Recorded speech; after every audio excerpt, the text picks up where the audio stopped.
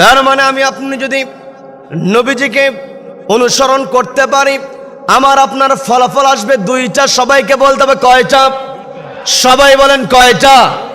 এক নম্বর হলো আল্লাহর ভালোবাসা, দুই নম্বর হলো আল্লাহর ক্ষমা। যেই ব্যক্তি আল্লাহর ভালোবাসা পেয়েছে, যাকে আল্লাহ ক্ষমা করেছে, তার চাইতে সফল আর কেউ হতে পারবে নাকি? আল্লাহ দেখেন কেমন ক্ষমা করেন, একটু মনোযোগ দিয়ে বোঝার চেষ্টা করবেন।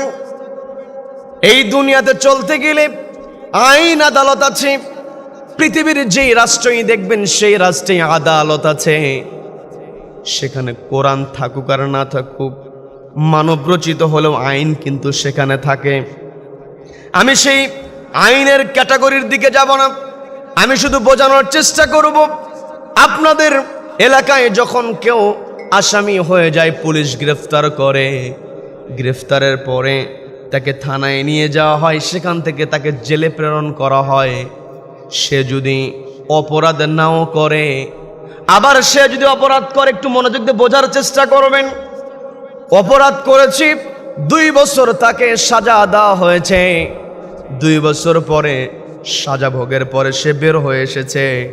আপনি যদি 10 বছর পরে গিয়ে ওই জেলখানার ভলিউম খাতা অপরাধীদের তালিকা বের করেন, দেখবেন ওই তালিকার মধ্যে যতই সাজা খাটুক না কেন ওই আসামির নাম আছে। কথা বলেন ঠিক কিনা?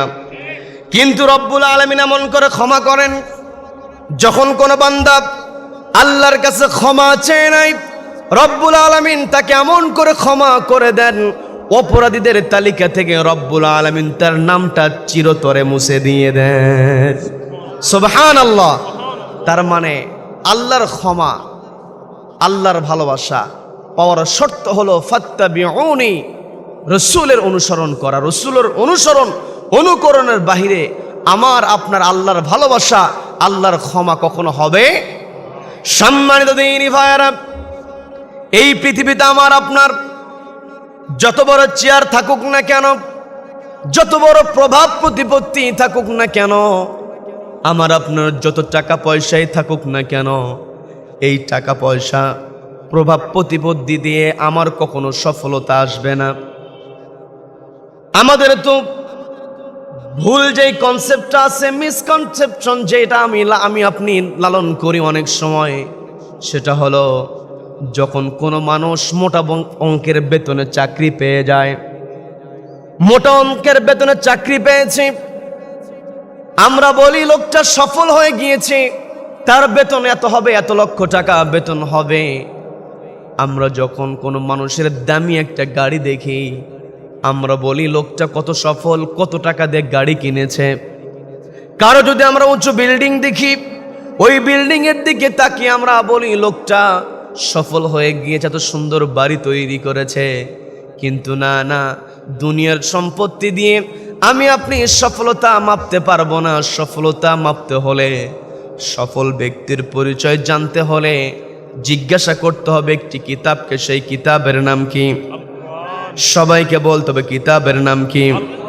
পবিত্র কোরআনের 3 নম্বর সূরা, সূরা আলে ইমরানের 185 নম্বর আয়াতে রব্বুল আলামিন সুন্দর করে জানিয়ে দিচ্ছেন, ফামান যুহজিহা আনিন নারি ওয়া উদখিলাল জান্নাতা ফাকাদ ফাজ।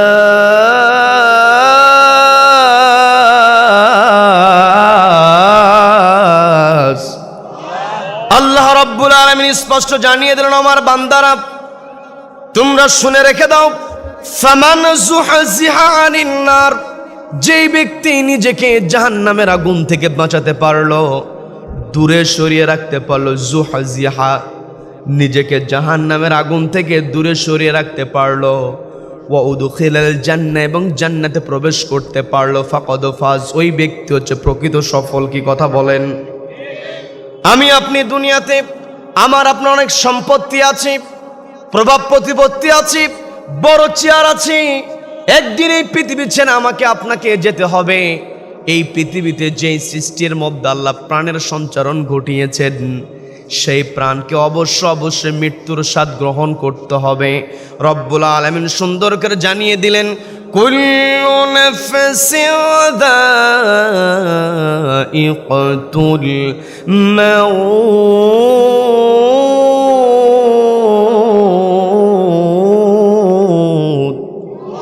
আল্লাহ বলে দিলেন প্রত্যেকটা প্রাণীকে অবশ্যই মৃত্যুর স্বাদ নিতে হবে। আমার আপনার সম্পত্তি আছে, যত বড় বিল্ডিং আমি আপনি থাকি না কেন, মৃত্যুবরণ করার সঙ্গে সঙ্গে ওই বিল্ডিং থেকে আমাকে আপনাকে নামিয়ে দেওয়া হবে, আমাকে আপনাকে কবরে রেখে দেওয়া হবে।